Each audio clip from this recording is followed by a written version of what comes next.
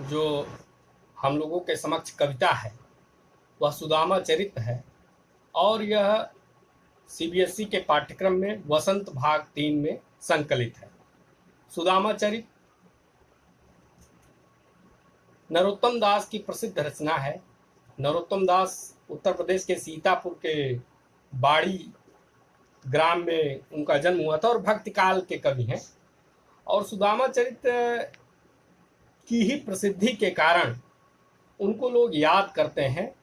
एक प्रसंग है सुदामा और श्री कृष्ण का, और वह परंपरा से चला आ रहा प्रसंग है, और उस परंपरा से चले आ रहे प्रसंग को संवाद शैली में नरोत्तम दास ने बहुत अच्छे से उसकी रचना की है।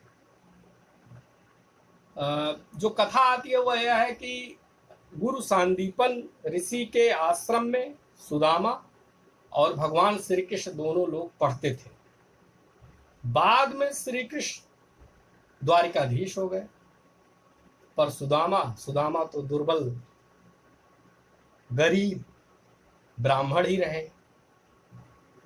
अपने उस मित्र की बातें वे अपनी पत्नी से बार बार कहते थे, तो पत्नी कहती थी जब हमारा इतना अभाव में जीवन बीत रहा है तो आप क्यों नहीं चले जाते हैं श्री कृष्ण के पास, वो निश्चित रूप से कुछ ना कुछ देंगे और सहायता करेंगे।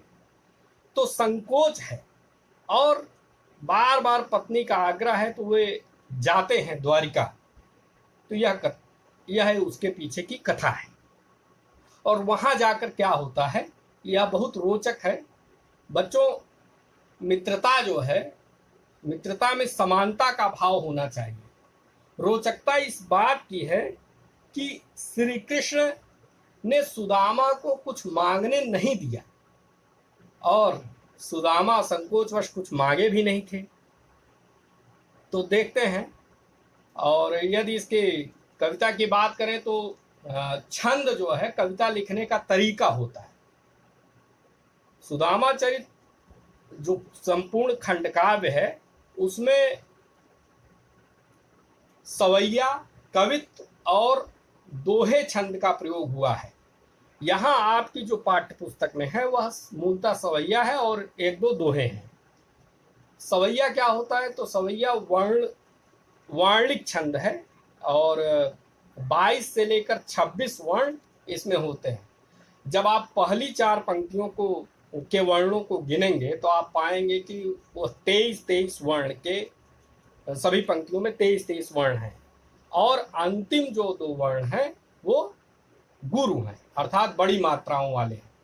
तो इस तरह से हमें सवैया छंद के बारे में भी पता चलता है। अब आते हैं हम लोग व्याख्या खंड में अगले वीडियो में।